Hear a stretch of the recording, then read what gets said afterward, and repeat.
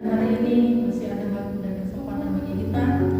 Kita boleh sama-sama datang di hadapan Tuhan. Soalnya kita sama-sama berdiri. Kita akan naikkan satu pujian di hadapan Tuhan. Ku datang Tuhan dalam hadirat-Mu. Sama-sama naikkan pujian ini di hadapan Tuhan. Bahwa Dia Allah yang layak disembah, Allah yang layak ditinggikan dalam setiap kehidupan kita bagi hari ini.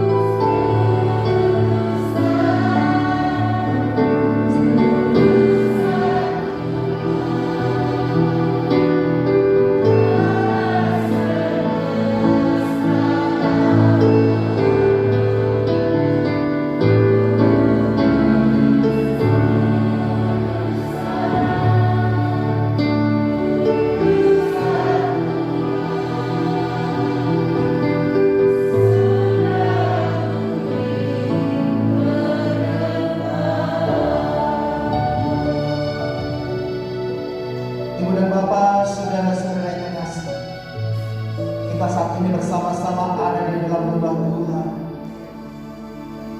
Orang yang ada di sebelah kiri kananmu, mereka tidak tahu apa menjadi beban dari pergumulanmu. Tapi percayalah bahwa Tuhan Yesus tahu persis apa menjadi beban dan pergumulan saya dan saudara. Karena dialah kita sama-sama menghampiri Dia. Kita mau katakan kepada Dia, Bapa, ini anakmu. Aku datang kepada Engkau. Aku datang membawa beban dan pergumulan hidup yang berat. Percayalah saudara, ketika engkau berjumpa secara pribadi dengan Tuhan Yesus, Tuhan Yesus pasti akan menolong engkau dan saya. Apapun beban dan pergumulan yang kau alami, firman-Nya berkata, marilah kepada Aku, hai kamu yang letih, lesu dan berbeban berat, Aku akan memberikan kelegaan kepada engkau. Apapun pergumulan yang kau alami saat ini, percayalah Tuhan Yesus pasti akan memberikan kelegaan kepada saya dan saudara. Mari kita datang di hadapan Tuhan dan kita akan menaikkan kebaktian pada pagi hari ini. Bahwa sesungguhnya pertolongan itu datangnya dari pihak Allah Bapa yang telah menciptakan langit, bumi, laut dan segala isinya, yang tidak pernah meninggalkan perbuatan tangannya, tetapi yang senantiasa memeliharakan segala sesuatu yang telah diciptakan. Oleh karena itu maka pada saat pagi hari ini, turunlah kepada saudara-saudari sekalian berkat anugerah, kuasa dan kasih dari pihak Allah Bapa, cinta dan kasih sayang dari Tuhan Yesus Kristus, sukacita dan damai sejahtera dari Allah Roh Kudus, kiranya menyertai dan memberkati ibu dan bapak, saudara-saudara terkasih, saat pagi hari ini hingga hari berada sampai selama-lamanya. Bapa di surga, kami bersyukur kepada Engkau ya Allah, karena kami tahu bahwa hanya oleh anugerah dan kasih karunia Allah kami diberikan kesempatan oleh Tuhan untuk bisa beribadah bersama-sama secara offline dalam rumah Tuhan pada pagi hari ini, dan juga secara live streaming pada pagi hari ini. Dialah Bapak kami semua yang ada pada pagi hari ini, dan juga para pemirsa dimanapun mereka berada pada pagi hari ini. Tuhan kiranya menolong, menyertai, memberkati semuanya. Dialah berkat anugerah dan kasih dan Allah boleh melimpah untuk kami semuanya. Nama Tuhan dipuji dan dimuliakan. Siapa dan lawan setiap pribadi dan pribadi Allah, setiap mereka yang berbeban berat, Tuhan kiranya memberikan kelegaan. Yang susah dihiburkan, yang sakit disembuhkan, yang berbeban berat Bapak, Engkau akan berikan kelegaan untuk mereka semuanya Bapak. Semua dijamah, semua dilawan, semua dipulihkan oleh Engkau ya Allah pada pagi hari ini. Terima kasih Bapak di surga. Bapak serahkan semua dalam tangan kuasa-Mu. Tuhan yang menolong, menjalankan, berkati. Demikian pula Tuhan Yesus, kami menuntut bangsa dan negara kami. Allah akan menjalankan, berkatikan bangsa kami Indonesia. Lawan bangsa ini, selamatkanlah bangsa ini ya Allah. Dan dialah Bapak Indonesia penuh dengan kemuliaan dan Allah. Kami juga berdoa Bapak untuk pesta demokrasi yang akan berlangsung Bapak pada tanggal 9 Desember yang akan datang. Tuhan kiranya menolong, menjalankan, berkati, sehingga biar Bapak pesta demokrasi ini boleh berjalan dengan baik, aman, tentram dan damai dalam kasih dan anugerah dari Tuhan kami Yesus Kristus. Kami juga berdoa untuk gereja-gereja Tuhan dimanapun mereka berada. Tuhan akan memberkati Bapak, baik yang saat ini sedang melaksanakan ibadah secara offline maupun secara online. Tuhan kiranya menolong, menyertai, berkati Bapak, sehingga semua boleh diberkati oleh Tuhan, semua boleh dilindungi oleh Tuhan. Berkat anugerah dan kasih daripada Allah melimpah untuk mereka semuanya. Terima kasih Bapa di surga. Hamba serahkan semuanya dalam tangan kuasa-Mu. Tuhan menolong, Tuhan menyertai, Tuhan memberkati kami semuanya. Demikian pula Tuhan untuk gereja pada tempat ini, Allah kiranya menyertai dan berkati Bapa. Kami rindu Bapa, gereja yang begini mulai menjadi berkat. Kami rindu Bapa, banyak orang mulai datang kepada Engkau. Setiap lutut mulai berkelut, setiap lidah mulai mengaku Yesus Kristus adalah Tuhan. Terima kasih Bapa, kami pasrahkan, kami serahkan semua dalam tangan kuasa-Mu. Ibadah raya pada pagi hari ini, dari awal pertengahan sampai pada usainya, diberkati oleh Tuhan. Terima kasih Bapa, dalam nama Yesus kami mengucap syukur dan berdoa. Haleluya, amin. Silakan duduk kembali. Ibu dan Bapak saudara yang kasih dalam Tuhan Yesus Kristus, selamat datang untuk semuanya. Selamat beribadah. Biarlah kasih dan kuasa Kristus boleh dinyatakan buat kita semuanya pada pagi hari ini. Mari kita akan terus memuji dan menyembah Tuhan. Biarlah kasih dan kuasa Kristus boleh dinyatakan buat kita semuanya. Apa kabar Bapak Ibu Saudara?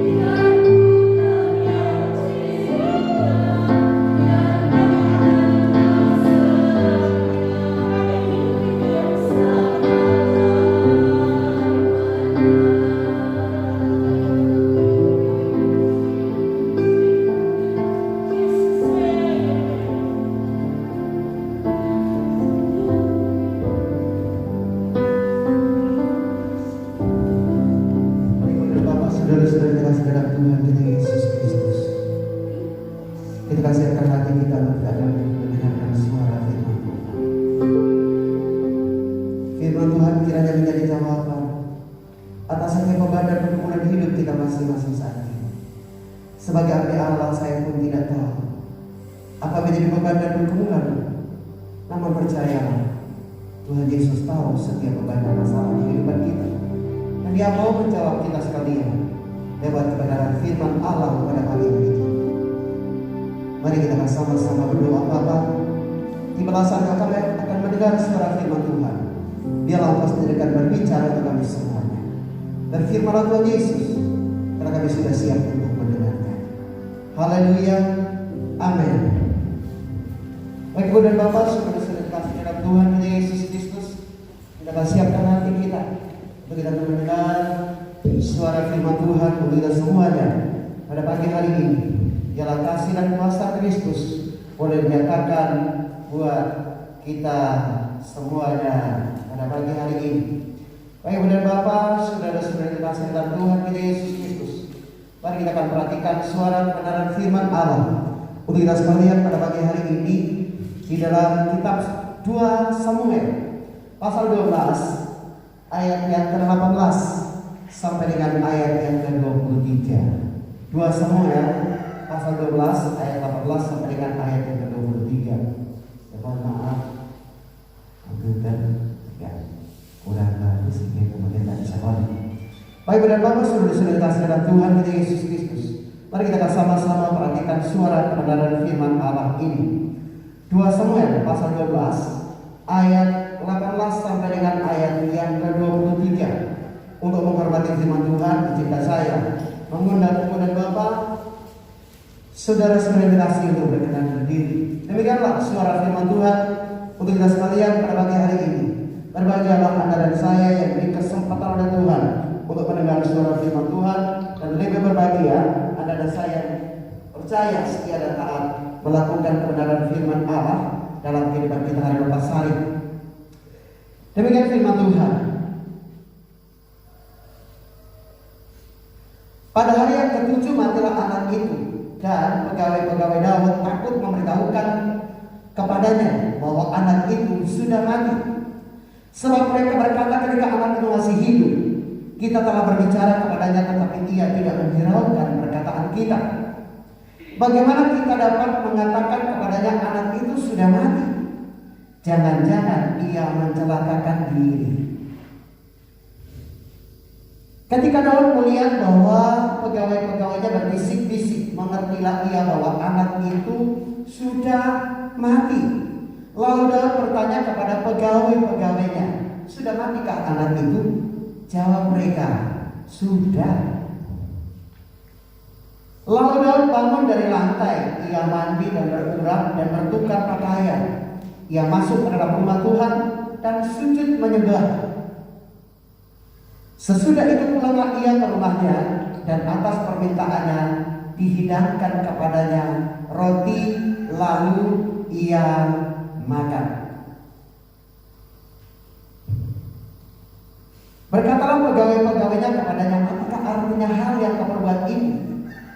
Oleh karena anak yang masih hidup itu engkau berpuasa dan menangis, tetapi sesudah anak itu mati, engkau bangun dan makan.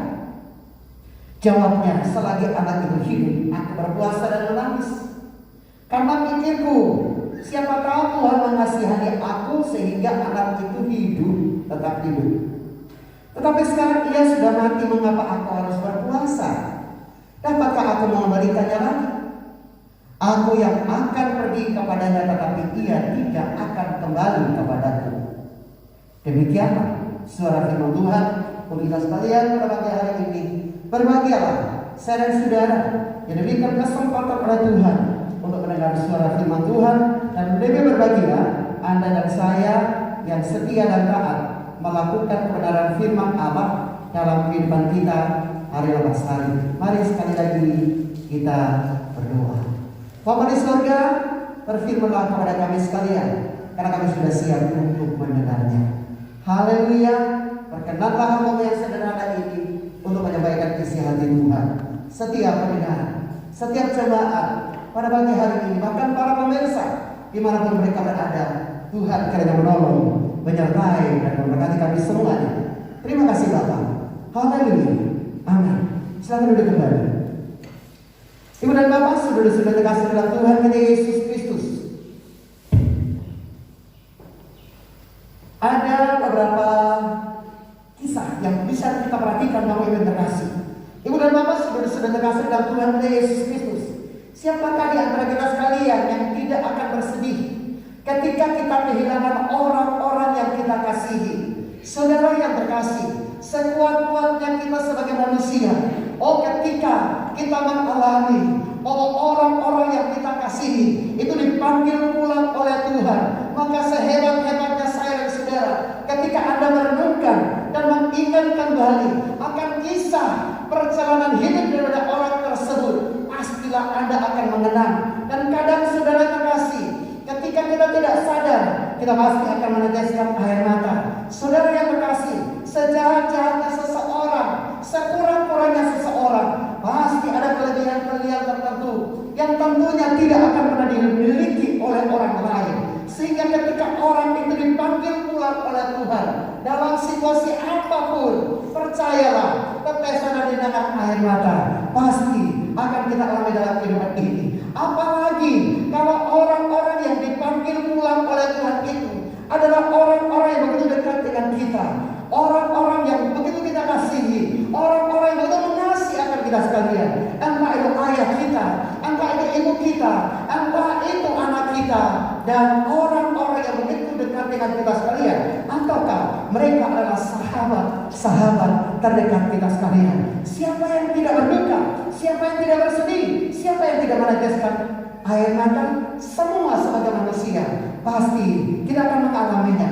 Saudara-saudara yang terkasih dalam Tuhan kita Yesus Kristus, saya mencoba untuk melihat ada beberapa kisah yang begitu menyentuh, dan orang-orang ini hanya mereka juga bukan hanya melihat kekasih-kekasih mereka itu dipanggil pula oleh Tuhan, tapi mereka juga ikut dengan kekasih-kekasih mereka yang telah dipanggil oleh Tuhan. Mereka saking terharunya, mereka bukan hanya sebatas melihat, mengenang, tetapi mereka juga meninggal dunia bersama dengan orang-orang yang mereka kasihi. Saudara terkasih, orang yang pertama itu bernama Matthews Berger. Dia bersedih hati karena ketiga anak perempuannya itu tewas dalam sebuah peristiwa kebakaran di hari Natal pada tahun 2011. Jadi pada tahun 2011 di hari Natal ada 3 orang anak perempuan dari seorang ayah itu tewas di dalam kebakaran yang terjadi di Amerika di Connecticut. Saudara terkasih dalam Tuhan kita Yesus Kristus. Saudara yang terkasih di dalam Tuhan kita Yesus Kristus, peristiwa kematian 3 orang gadis yang begitu dikasihi oleh Matthews Berger itu sangat memukul akan hati dan perasaan daripada sang ayah. Saudara yang terkasih, di dalam kisah itu tidak disebutkan apakah ibunya masih ada, dan saya percaya bahwa pasti sang ayah Matthews Berger itu pasti punya 3 orang anak, dan semuanya adalah 3 orang anak perempuan. Namun saudara terkasih, ketika terjadi kebakaran, maka 3 orang anak ini tewas seketika akibat sinar merah yang melanda akan pemukiman dan rumah mereka pada waktu itu di Connecticut.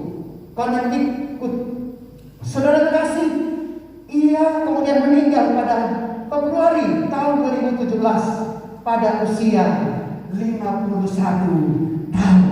Saudara yang terkasih dalam Tuhan kita Yesus Kristus, kepergiannya diumumkan oleh Lily Sarah Grace Fund, ya organisasi yang didirikan oleh Berger untuk mengenang kematian putri-putrinya. Jadi pada saat ketiga putrinya ini meninggal dunia, ia kemudian memberikan sebuah yayasan untuk mengenang akan kisah kasih daripada ketiga orang anak gadisnya yang tewas akibat daripada kebakaran yang terjadi pada waktu itu. Sehingga saudara kasih dalam Tuhan kita Yesus Kristus, pada tahun 2017 ia pun meninggal dunia karena kasihnya kepada ketiga orang anak gadis yang ia terima daripada Tuhan. Saudara kasih dalam Tuhan Yesus Kristus.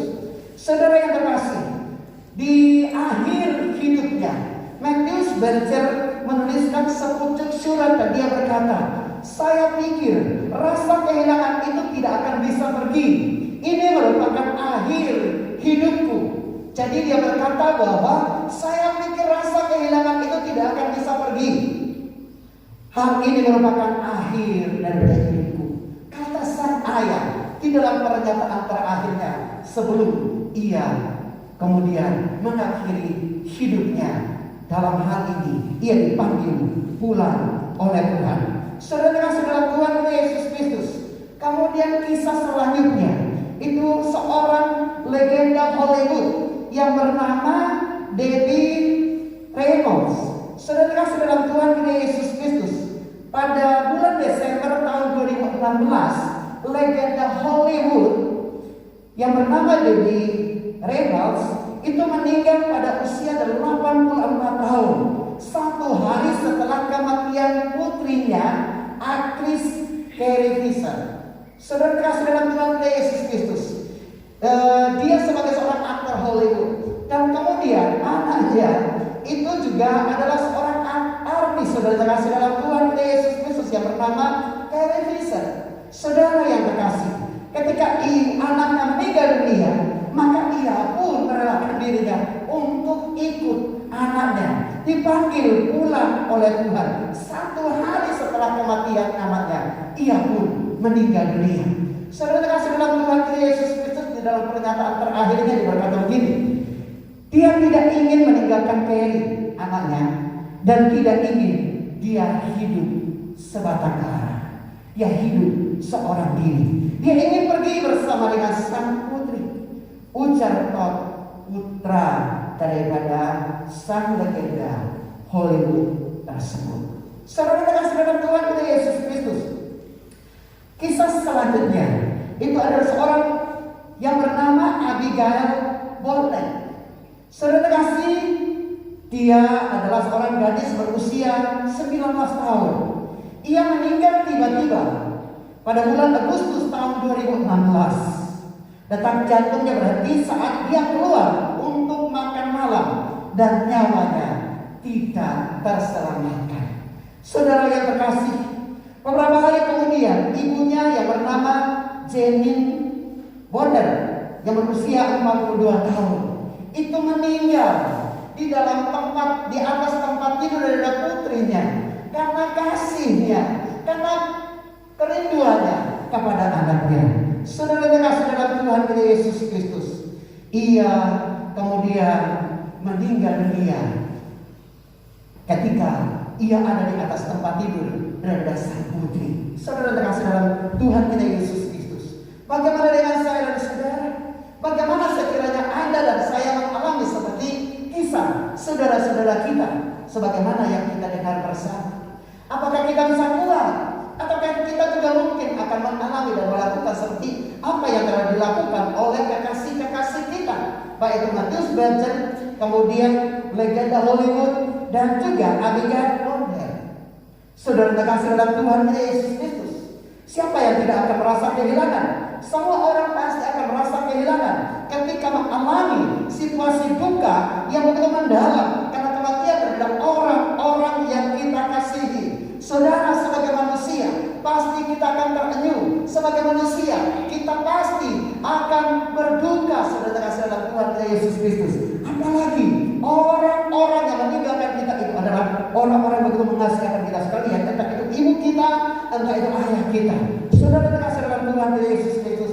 Saya pun pernah mengalami hal tersebut ketika masih kecil, baru SD kelas 4. Kemudian ibu kami dipanggil pulang oleh Tuhan. Rasanya begitu sedih, luar biasa. Sudah dikasih dalam Tuhan Yesus Kristus. Dan kita sebagai anak itu kan darah daging dari orang tua, sehingga yang saya rasakan ketika mungkin jasad daripada almarhumah itu mulai hancur, itu tubuh ini juga rasa-rasanya gak ada tulangnya, saudara, gak ada tulangnya. Saudara dikasih dalam Tuhan Yesus Kristus. Itulah yang telah kita alami sebagai manusia. Saudara yang terkasih, cobalah Anda bayangkan, sekiranya Anda dan saya mengalami seperti apa yang dialami oleh kekasih-kekasih kita dalam beberapa kisah nyata. Sebagaimana yang saya ungkapkan tadi, Matthew Spurgeon kehilangan 3 orang putrinya karena peristiwa kebakaran. Apakah Anda yang tiap hari bersama-sama dengan putra-putri Anda bersenda gurau, lalu tiba-tiba mereka dipanggil pulang oleh Tuhan dalam satu momen khusus, saudara kasih dalam Tuhan Yesus Kristus? Apakah kita bisa menerima kenyataan seperti itu? Orang yang kita kasihi itu kemudian meninggal dunia. Anak yang kita kasihi itu meninggal dunia.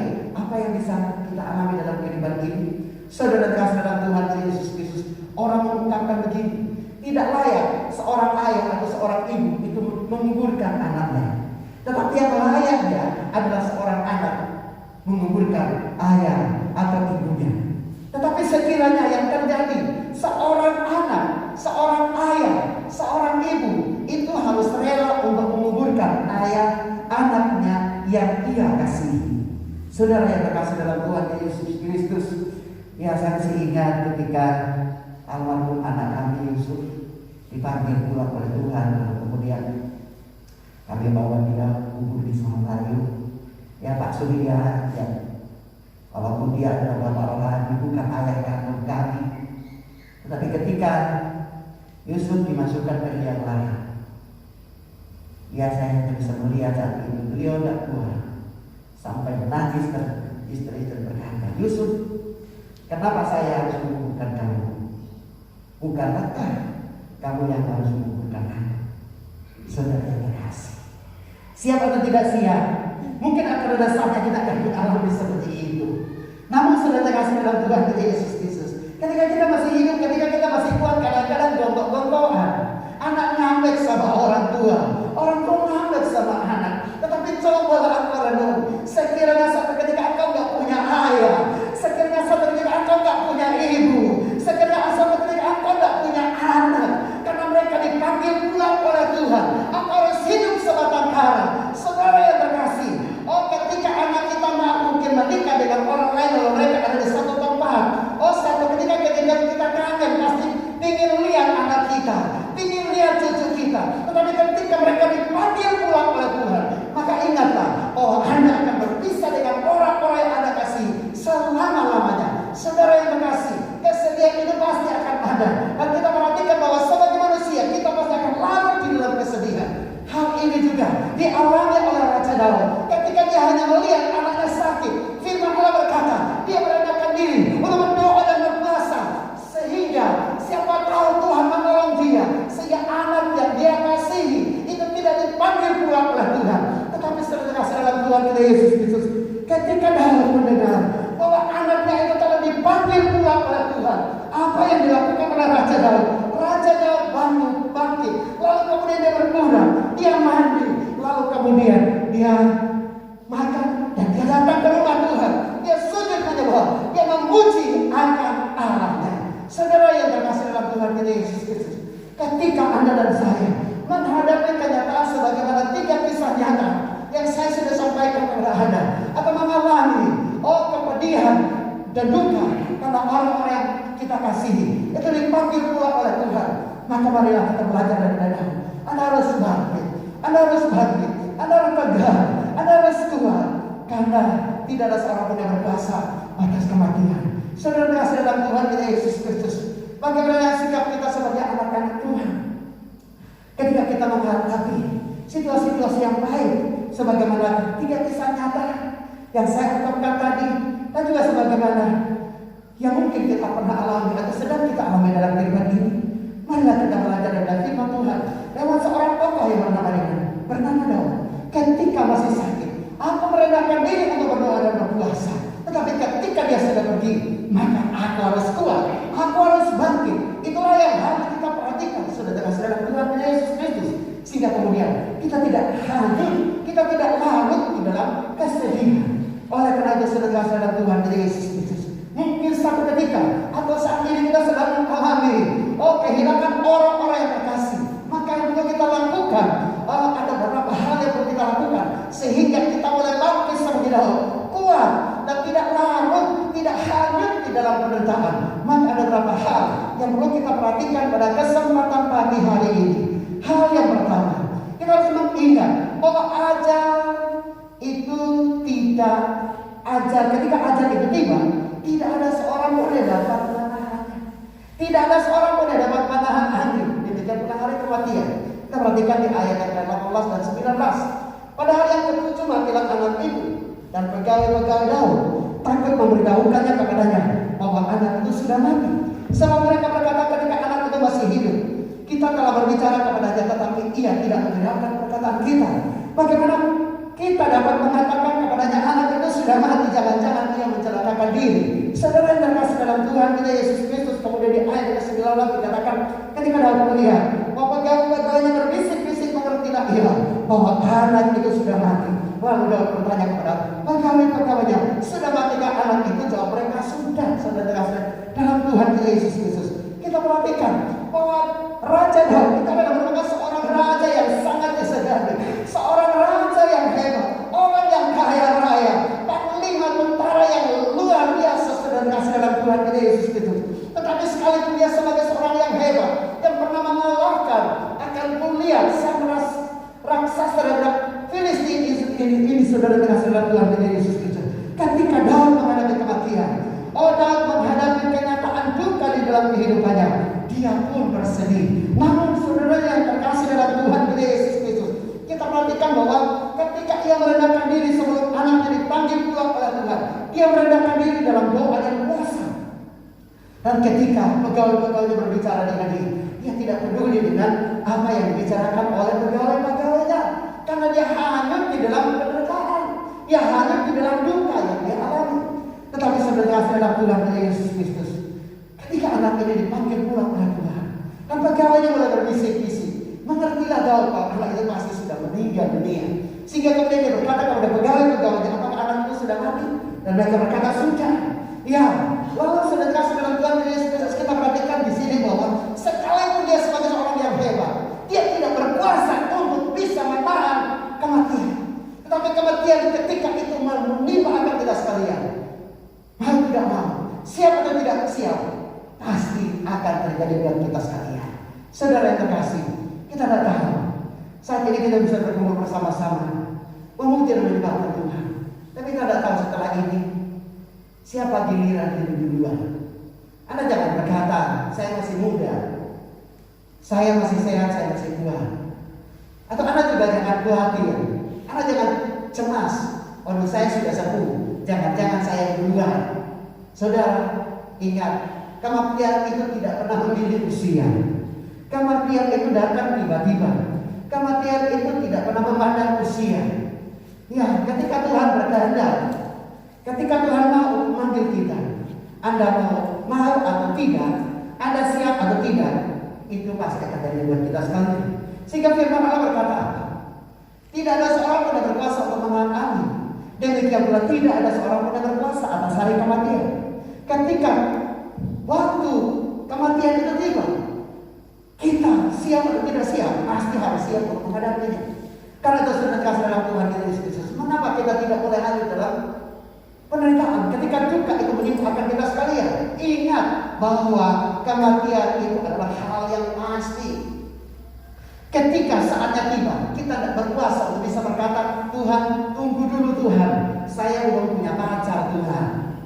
Ya, atau ketika nanti kematian itu tiba, oh Tuhan, anakku masih kecil-kecil Tuhan, aku tidak rela Tuhan, aku tidak mau Tuhan.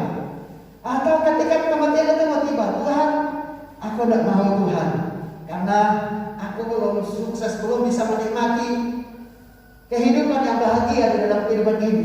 Masa dari kecil saya susah Tuhan, sudah tua sudah saat ini masih tak susah. Aku sedang berjuang Tuhan, izinkanlah aku untuk sampai sukses. Setelah aku sukses dan menikmatinya, Tuhan telah memanggil saya. Tidak saudara, Anda mau siap atau tidak siap, Anda mau sukses atau tidak sukses, Anda sudah mencapai apa yang Anda harapkan dalam kehidupan ini, Anda mau mencapai apa yang Anda inginkan dalam kehidupan ini atau tidak. Ketika kematian itu tiba, siap atau tidak siap, Anda harus siap untuk menghadapinya. Karena itu sudah kasih dalam Tuhan Yesus Kristus. Kalau tidak ada seorang pun yang berkuasa untuk menahan angin, demikian pula hari kematian. Karena itu sudah kasih dalam Tuhan Yesus Kristus. Kita harus ingat bahwa kematian itu datang pada saat-saat yang tidak kita duga. Kematian itu datang pada saat-saat yang tidak kita harapkan. Namun saudara kasih dalam Tuhan Yesus Kristus, sebagai anak-anak Tuhan, ingat kita memiliki pengharapan yang pasti. Firman Allah berkata, ketika penjahat yang ada di samping Tuhan Yesus, ketika Tuhan Yesus ada di atas kayu salib, penjahat yang satu berkata mengolok-olok Yesus, tetapi penjahat yang satu berkata kepada Yesus, Tuhan Yesus, ingatlah akan aku ketika engkau kembali ke dalam dunia ini sebagai raja di atas segala raja. Kemudian Yesus berpaling kepada penjahat ini dan dia berkata, aku berkata kepada engkau, sesungguhnya pada hari ini juga engkau akan ada bersama-sama dengan aku di dalam taman Firdaus. Saudara yang terkasih, perhatikan baik-baik. Dia adalah seorang penjahat dan dia layak untuk dihukum dengan cara disalib, saudara. Tetapi sekalipun dia adalah seorang penjahat, seorang pendosa besar, tetapi ketika dia mau percaya kepada Yesus, dia mau datang kepada Yesus, Yesus berkata, hari ini kita pasti akan mati.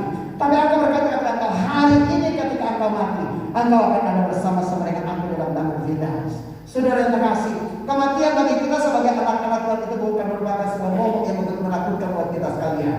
Karena kematian buat kita sekalian sebagai anak-anak Tuhan itu adalah awal di mana kita akan berjumpa secara pribadi dengan Yesus. Kita akan menikmati suasana surgawi, kekal selama-lamanya bersama dengan Yesus. Saudara yang terkasih, ingat bahwa ketika Anda dan saya hidup di dunia ini, masa Anda berapa tahun, saudara? Firman Allah berkata bahwa usia manusia di dunia ini, kalau dipanggil Tuhan awal-awal, itu bisa mencapai usia 70 tahun, 80 tahun.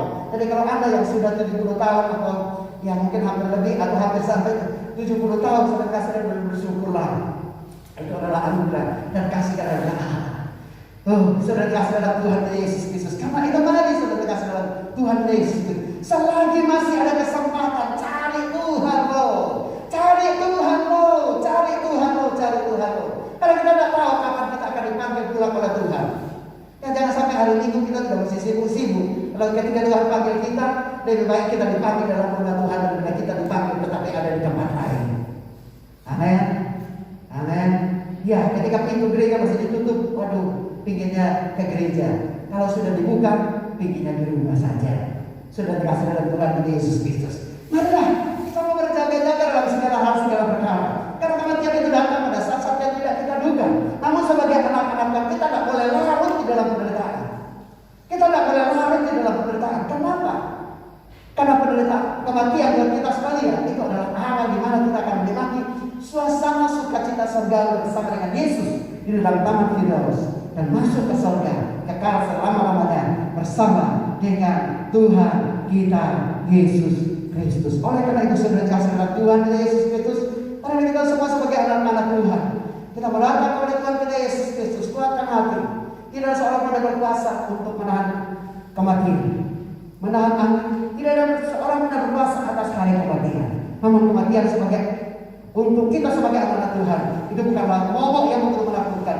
Akan tetapi kematian buat kita sebagai anak-anak Tuhan itu mendatangkan harapan baru untuk kita sekalian. Karena kita tidak akan susah lagi, kita tidak akan menderita lagi, kita tidak akan bersedih lagi, tetapi kita akan mengalami sukacita surgawi bersama dengan Yesus kekal selama-lamanya. Itu hal yang pertama. Hal yang kedua, bagaimana caranya supaya kita tidak hanyut atau larut di dalam penderitaan? Yang kedua, bangkit, datang dan sujud menyembah kepada Tuhan kita Yesus Kristus. Anda harus bangkit, Anda harus kuat, Anda harus tegar. Dan setelah Anda bangkit, kuat, tegar, ingat, kamu harus datang kepada Tuhan Yesus. Sujud menyembah kepada Dia. Kita belajar dari apa yang dilakukan oleh Daud. Ayat yang ke-20 dikatakan, lalu Daud bangun dari lantai, ia mandi dan berkurang dan bertukar pakaian. Ia masuk ke dalam rumah Tuhan dan sujud menyembah. Sesudah itu pulanglah ia ke rumahnya dan atas permintaannya dihidangkan kepadanya roti, lalu ia makan. Saudara yang terkasih dalam Tuhan kita Yesus Kristus, hal kedua yang perlu kita perhatikan adalah ketika kematian itu menimpa akan kita sekalian, ketika duka itu menimpa akan kita sekalian, Anda tidak boleh larut di dalam kesedihan. Oke, bersedih itu layak, pantaslah kita bersedih karena orang-orang yang kita kasih. Tetapi jangan sampai kemudian kita terhanyut. Jangan sampai kemudian maaf kita akhirnya ya juga mau mengakhiri akan hidup kita. Ya, untuk orang-orang yang kita kasih, kita punya Tuhan. Kita punya Tuhan. Ya, setiap kita pasti menunggu gilirannya. Kapan dipanggil pulang oleh Tuhan, ya kita tidak tahu. Ya, siapa tahu di antara kita sekalian, setelah ini ada yang dipanggil Tuhan, ya kita juga tidak tahu gitu loh. Atau saat ini saya berdiri di depan saudara, saya berdiri kemudian menyampaikan firman Tuhan, setelah itu dipanggil Tuhan, ya saya juga tidak tahu. Tapi sebagai anak-anak Tuhan, sebagai hamba Tuhan, saya harus tetap siap. Kapanpun saya dipanggil pulang oleh Tuhan, saya mau berkata, Tuhan, ini hambamu, aku siap untuk dipanggil oleh Engkau dan kembali kepada Engkau. Saudara kasih dalam Tuhan Yesus Kristus.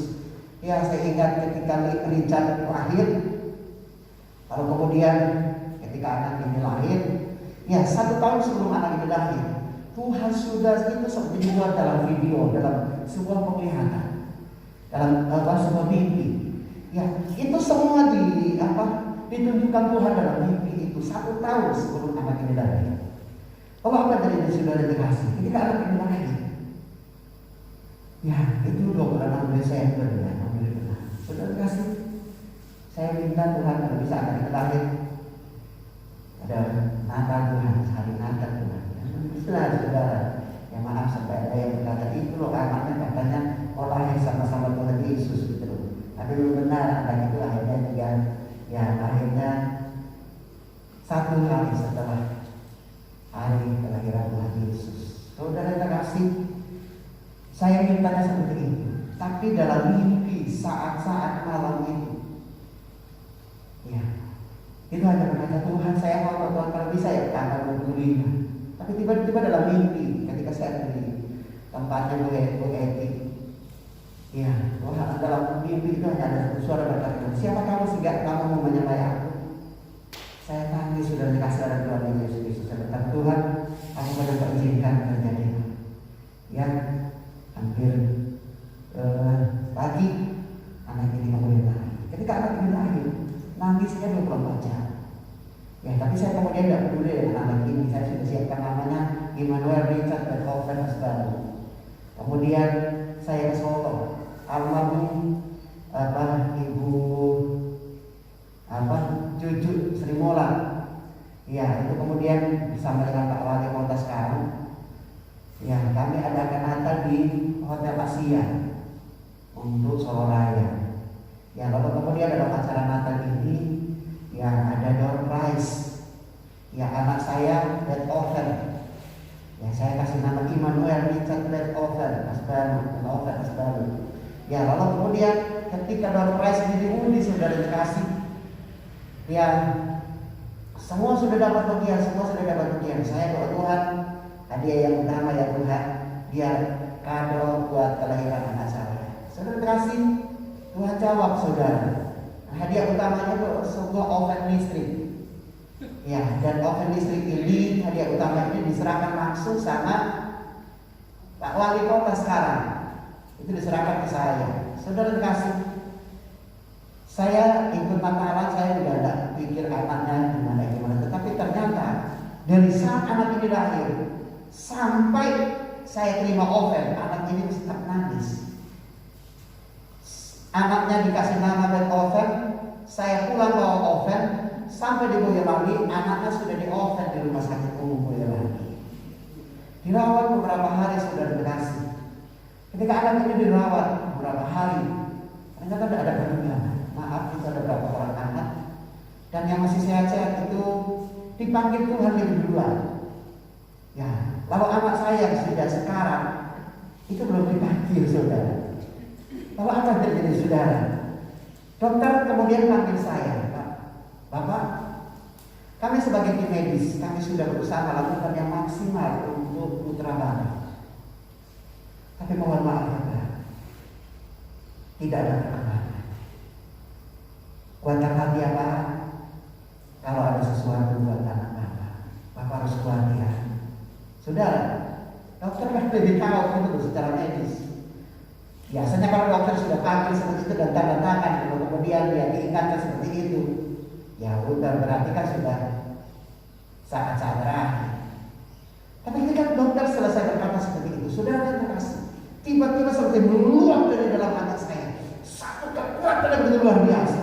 Lalu kemudian saya keluar dari pintu dokter ini, kantor dokter, lalu kemudian saya keluar dan saya berkata, Tuhan jangan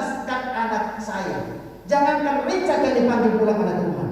Hari ini, saat ini kalau engkau berkata, "Roh pulang," saya akan pulang. Terima kasih. Tuhan memberi, Tuhan yang mengambil. Tapi saya percaya Tuhan, mujizat itu pasti ada. Saudara kasih, aman seperti itu saudara. Kalau dokter ngomong seperti itu, lalu kemudian saya amin, saya ke jendela. Tiba-tiba anak ini langsung nangis di dalam oven. Nangis bapak. Lalu kemudian itu kan anaknya dari sana, tidak bisa minum ASI. Lalu letakkan mulut, itu sudah tidur karena ada luka di tenggorokan yang tidak bisa buat dia bertahan. Saudara kasih, ketika saat itu tiba-tiba anak ini nangis kencang sekali. Lalu kemudian para perawat itu ambil, lalu diserahkan ke mamanya. Dan saya ketika itu juga anak itu minum ASI dan hiduplah seorang anak bernama Immanuel Richard dan Owen Asbani sampai hari ini sudah hampir kelas 2 SMP Negeri 4 Boyolali. Saudara, saya percaya bahwa nama Immanuel itu juga gak sia-sia. Allah selalu menyertai kita dalam suka maupun duka. Ketika engkau berseru kepada Tuhan, tidak ada yang mustahil bagi orang-orang yang percaya kepada Tuhan kita Yesus Kristus. Karena itu saudara, tidak usah takut. Kalau Tuhan mau panggil kita, ya udahlah Tuhan, jadilah kehendakmu. Tapi kalau tidak, percayalah, mujizat itu selalu ada bagi kita sekalian. Karena itu saudara, jangan hadir di dalam kesedihan, bangkit dan percaya. Selalu ada pertolongan, selalu ada mujizat di dalam kasih dan kuasa daripada Tuhan kita Yesus Kristus. Karena itu saudara yang terkasih, pada kita semua sebagai anak-anak Tuhan, kita harus belajar bahwa segala sesuatu itu adalah haknya Allah. Ketika mujizat itu, ketika kematian itu tiba, pasti akan terjadi sudah dikasih. Hal yang keempat, mengapa dan bagaimana caranya supaya kita tidak hadir dalam kesedihan? Kita harus ingat bahwa waktunya telah berakhir. Suatu ketika kita pun pasti akan melewati jalan yang sama. Ketika kematian itu tiba, kita harus ingat bahwa memang itulah waktunya. Waktunya telah usai. Dan kita satu ketika pun kita pasti akan melewati jalan yang sama, peristiwa yang sama, pintu yang sama, pintu kematian. Sudah dikasih ayat yang 22 dan 23 dikatakan demikian. Ya, lalu Daud bangun dan lantai. Ia mandi dan berkurang dan bertukar pakaian. Ia masuk ke dalam rumah Tuhan dan sujud menyembah. Sesudah itu pulanglah.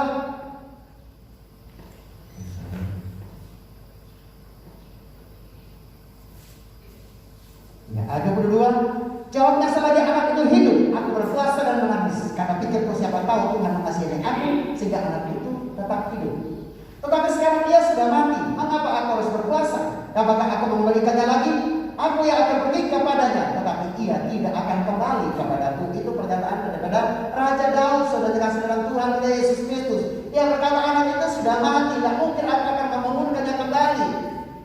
Iya, dan ketika anak itu sudah meninggal, dia sudah kembali kepada Tuhan. Dan mungkin dia akan kembali kepada saya, tetapi sayalah yang akan kembali kepadanya.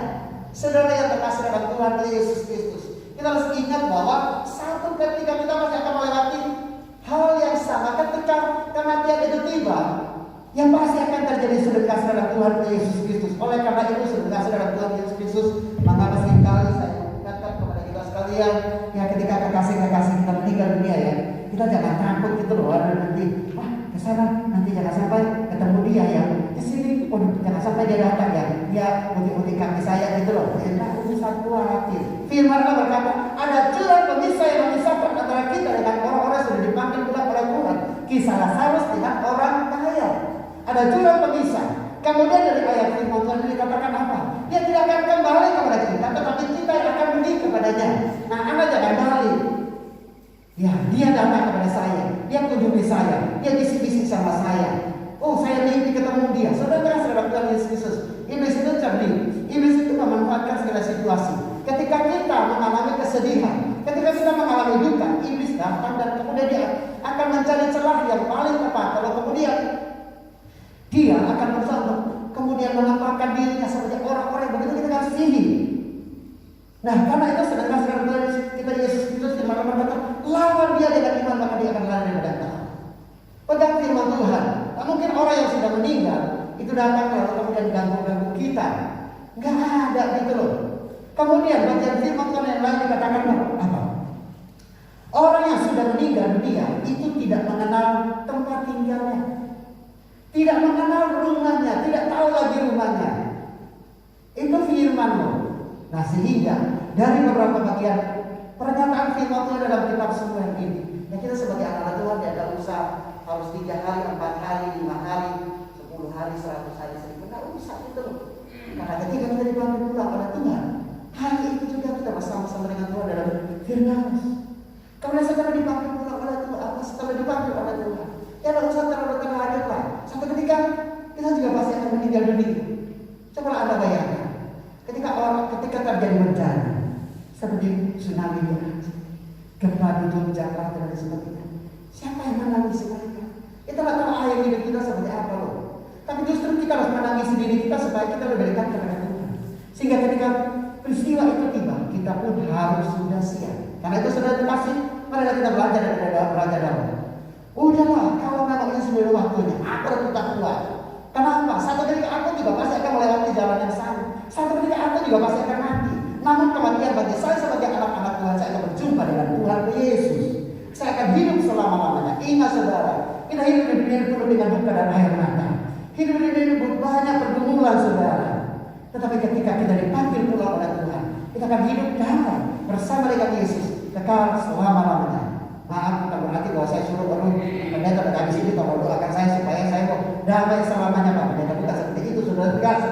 Ya saya masih mengharapkan Bapak Ibu saudara yang terkasih. Tapi harus ingat bahwa satu ketika kita masih akan melewati jalan yang sama. Karena itu jangan larut di dalam penderitaan.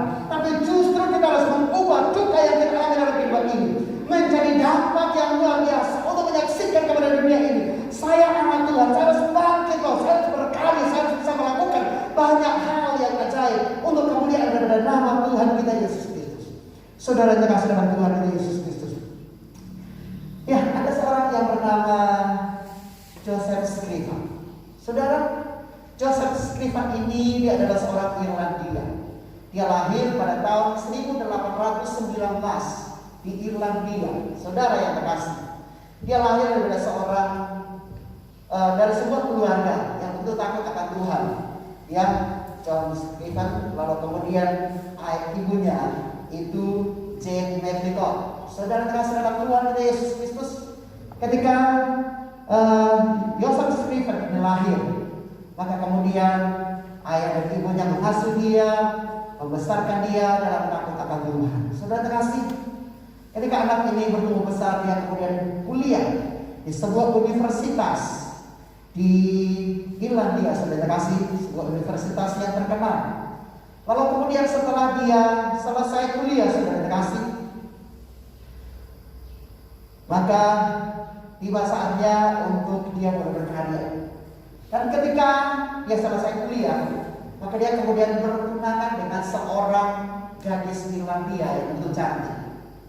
Kedua orang tuanya merestui akan tunangannya dengan seorang gadis Irlandia yang begitu cantik. Dan saudara terkasih dalam Tuhan Yesus Kristus, mereka akhirnya kemudian sepakat untuk melangsungkan pernikahan mereka. Ketika Joseph Scriven bersama dengan gadis tunangannya yang begitu dia cintai, mereka sudah mempersiapkan segala sesuatu untuk nanti akan melangsungkan pernikahan mereka. Kedua semuanya sudah disiapkan oleh kedua pasangan ini. Saudara kasih, sehari sebelum acara pernikahan itu berlangsung, Joseph Scriven bersama dengan tunangannya ini berjalan melewati sebuah jembatan, dan kekasihnya ini itu menunggang seekor kuda melewati sebuah jembatan. Di bawah jembatan ini ada sebuah sungai yang besar. Saudara, ketika melewati jembatan ini, maka tiba-tiba gadis pujaannya terjatuh dari atas kuda, dari atas jembatan ini, dan dia kemudian tercebur masuk ke dalam sungai. Dan kekasihnya Joseph Scriven hanya melihat dari sebelah jembatan yang lain. Saudara yang terkasih, dia menyaksikan kekasihnya yang begitu dia cintai yang besoknya akan melangsungkan pernikahan mereka. Ketika kekasihnya ini jatuh, maka seketika itu juga ia meninggal dunia. Gadis mudaannya, tunangannya ini meninggal dunia. Besoknya mereka harus menikah.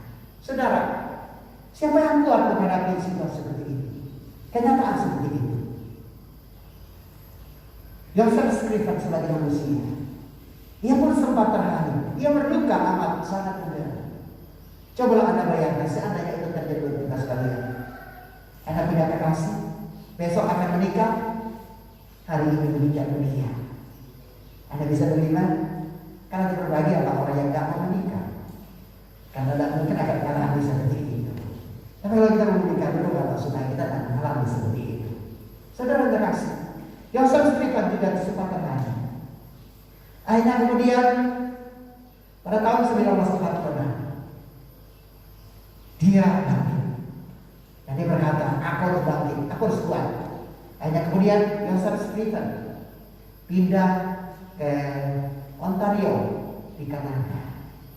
Setelah sampai di Kanada, di Australia, maka dia kemudian mengajar sebagai seorang guru. Ketika dia mengajar sebagai seorang guru, dia semakin kuat.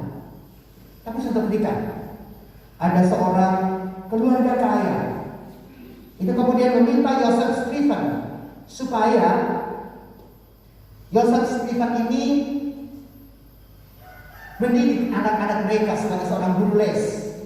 Keluarga kaya itu bernama Penggiling. Saudara kasih dalam Tuhan Yesus Kristus, Yosef Skrifan kemudian menjadi guru les buat keluarga Penggiling di Ontario, Australia, Kanada. Saudara kasih dalam Tuhan Yesus Kristus, ketika dia mengajar, maka dia begitu cerdas, dan keluarga kaya ini begitu senang dengan Yosef Skrifan, sehingga kemudian mereka menjodohkan Yosef Skrifan dengan saudara mereka, saudara dari orang kaya ini yang bernama Eliza Catherine Rose. Lalu kemudian Yosef Skrifan membangun hubungan dengan kekasihnya Eliza Catherine Rose, keluarga kaya dari Penggiling. Saudara terkasih, mereka akhirnya kemudian memutuskan untuk melangsungkan pernikahan mereka, dan semua direstui karena calonnya ini adalah seorang keluarga yang sangat kaya raya di Ontario, Kanada, Australia. Saudara terkasih, beberapa saat sebelum pernikahan mereka berlangsung, Yosef Skrifan bersama dengan Eliza Catherine Rose, maka tiba-tiba sesaat sebelum pernikahan ini berlangsung, Catherine Rose tiba-tiba kena radang paru-paru, dan sebelum pernikahan berlangsung dia meninggal dunia, kehilangan hidup yang terbakar. Saudara yang terkasih, Yosef Skrifan putus asa. Dia kemudian tidak mau mengajar lagi sebagai seorang guru. Dia juga tidak mau menjadi guru les buat keluarga Penggiling. Dia hanya tinggal di sebuah gubuk kecil. Ini adalah gubuk yang dibangun oleh Yosef Skrifan di sebuah hutan, di sebuah pinggir kali.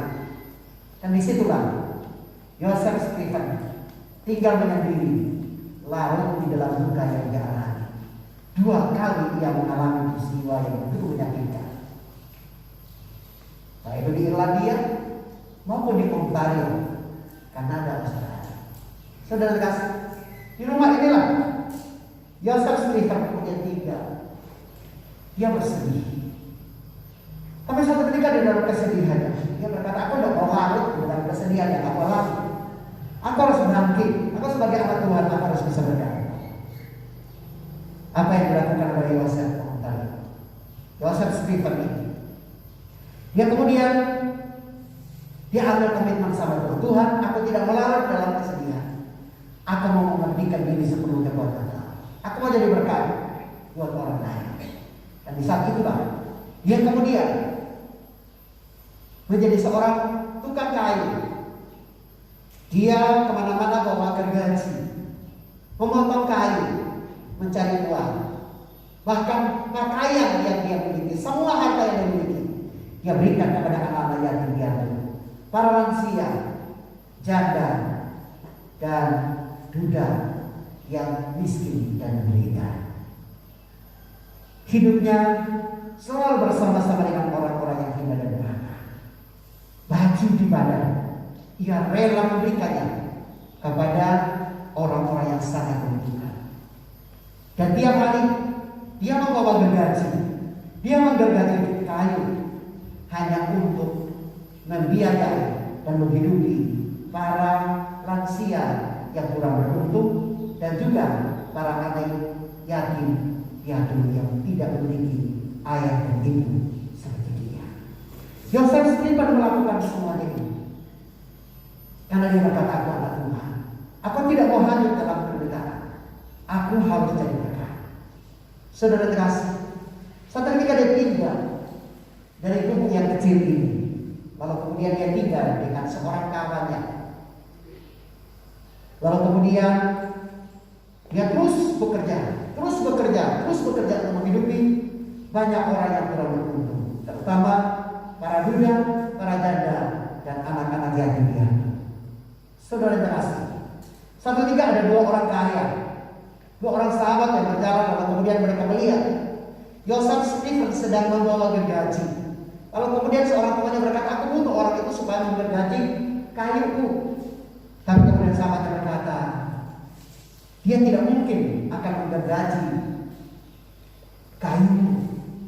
Dia hanya bawa gergaji untuk menggergaji kayu, hanya untuk mencari uang untuk menghidupi orang-orang yang kurang beruntung, para duda, para janda, anak-anak yatim piatu. Lalu kemudian temannya bertanya, siapakah dia? Dan temannya berkata, itu adalah Bapak Yosef Stephen. Dia dikenal begitu luar biasa. Dia adalah orang yang baik hati, dia orang yang murah hati, dan dia sangat dikagumi oleh kaum-kaum yang kurang beruntung, yaitu para duda, para janda, dan anak-anak yatim piatu.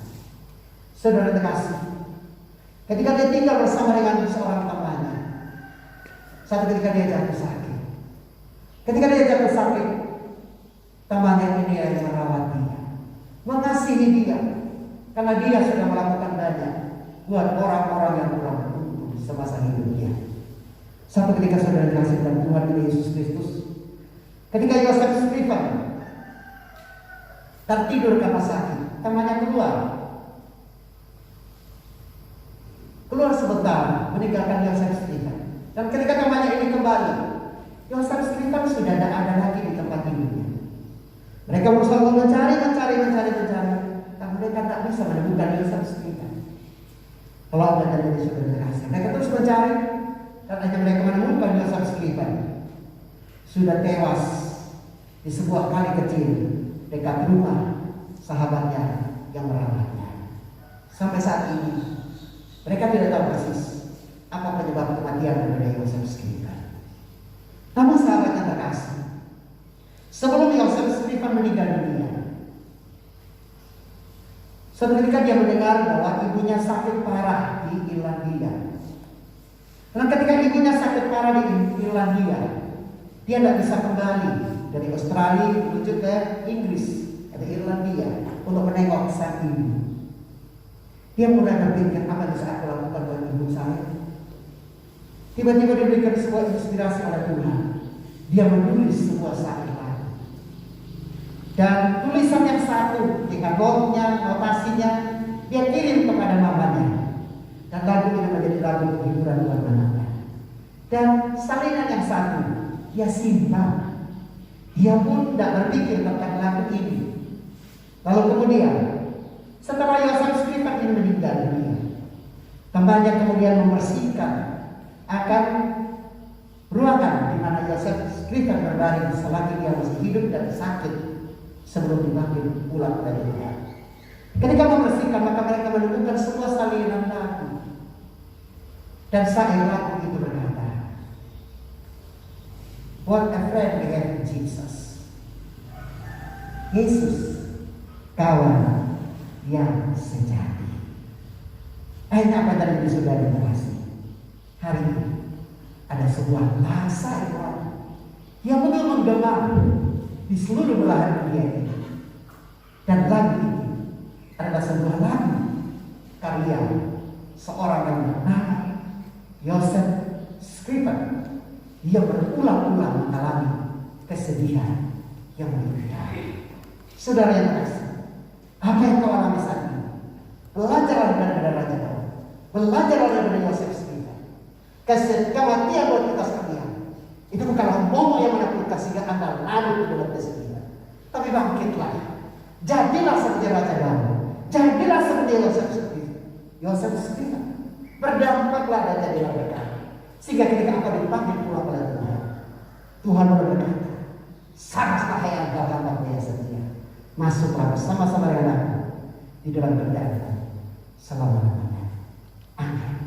Semua berdiri, kita akan ada pujian Yesus pada sama kita.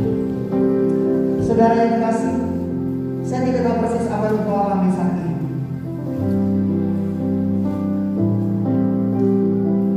Saya tidak tahu apa yang menjadi beban dan pergumulan. Apakah mungkin saat ini engkau sedang mengalami kepedihan? Kau mengalami duka karena orang-orang terkasih meninggalkan engkau, atau engkau mengalami pergumulan dan duka karena berbagai beban dan persoalan hidup. Sahabat yang terkasih, ingatlah, kalau engkau dan saya masih hidup,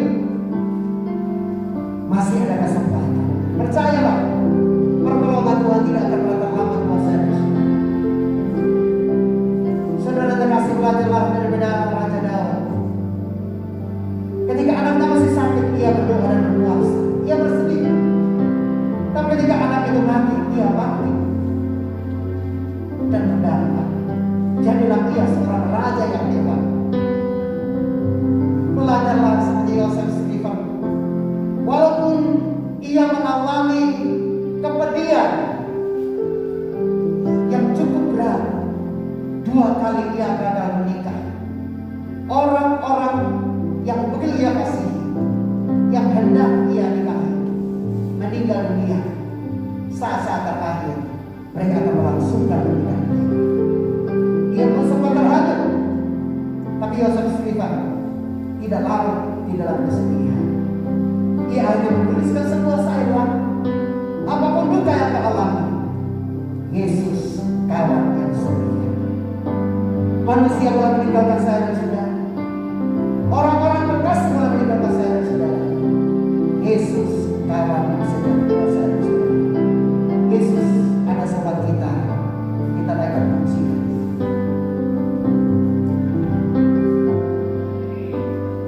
Yesus ada sobat kita.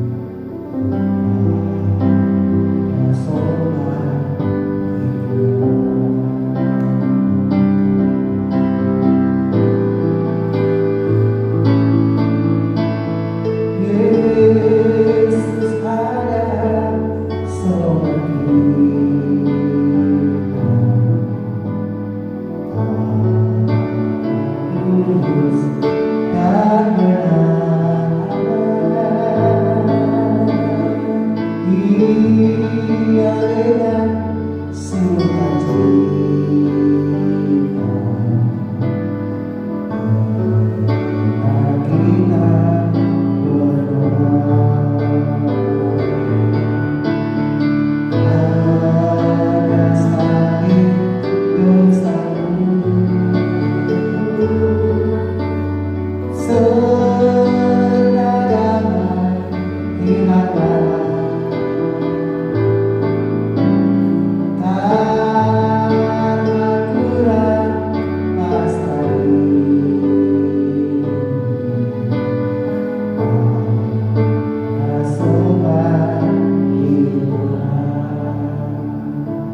Saudara yang terkasih, saya tidak tahu apa yang kau alami saat ini. Jika mungkin saat ini ada kesedihan, ada duka, datanglah kepada Yesus. Orang-orang terkasih satu ketika pasti akan meninggalkan saya dan saudara. Tapi Yesus sekali-kali tidak akan meninggalkan saya dan saudara. Dia adalah sahabat yang setia buat saya dan saudara. Dia adalah ayah yang terbaik. Dia ibu yang terbaik. Dia sahabat yang setia buat saya dan saudara. Dalam suka maupun duka, sepanjang hidup. Mari, sebelum tutup mata, mari kita angkat tangan kita kepada Kristus. Kita nyegar pergi ke saya akan berdoa, saudara.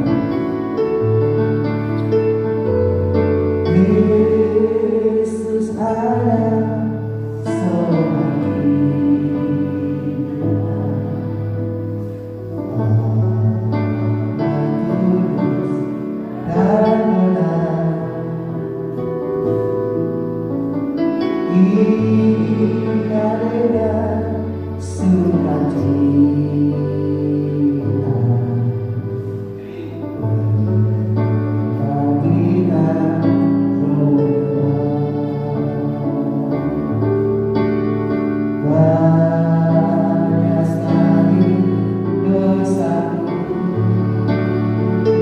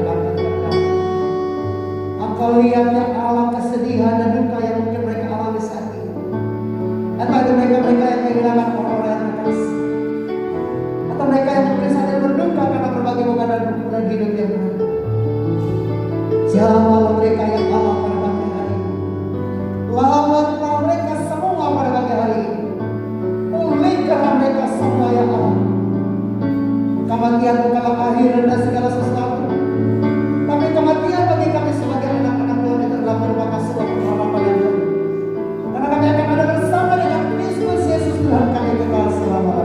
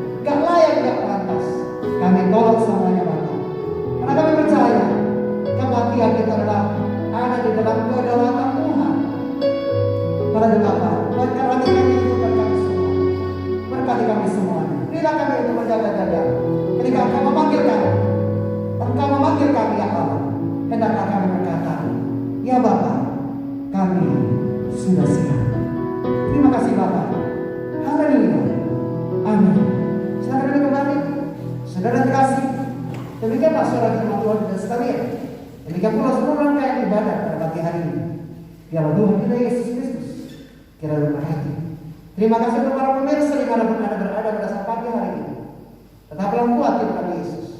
Apapun pergumulan dan kesedihan yang kau alami, kau harus bangkit. Belajarlah seperti Raja Daud. Belajarlah seperti Yosef Stephen. Perbuatlah sesuatu bagi dunia ini. Biarlah kasih Kristus nyata buat saya dan saudara. Tuhan Yesus memberkati kita semua. Mari semua berdiri. Kita akan akhiri dalam doa. dan terimalah berkat Tuhan. Kiranya berkat anugerah, kuasa dan kasih dari pihak Allah Bapa, cinta dan kasih sayang dari Tuhan Yesus Kristus, sukacita dan damai sejahtera dari Roh Kudus, kiranya menyertai berkati Ibu dan Bapak, saudara-saudara terkasih, saat pagi hari ini hingga hari yang akan datang, bahkan sampai selama-lamanya. Penghiburan dan kekuatan yang berasal dari Roh Kudus nyata dalam kehidupan saudara. Haleluya. Amin. Bapak terima kasih.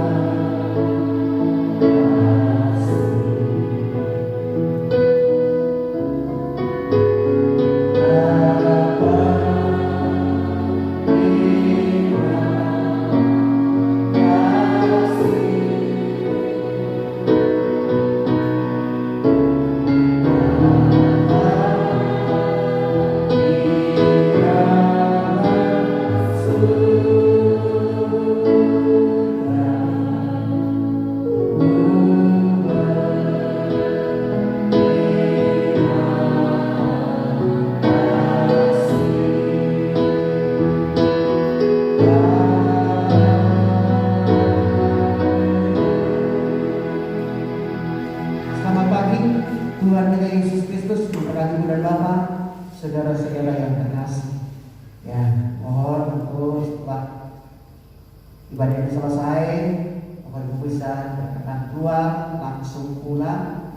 Ya, tidak boleh berkerumun, tetap jaga kesehatan, pakai masker, pakai hand sanitizer,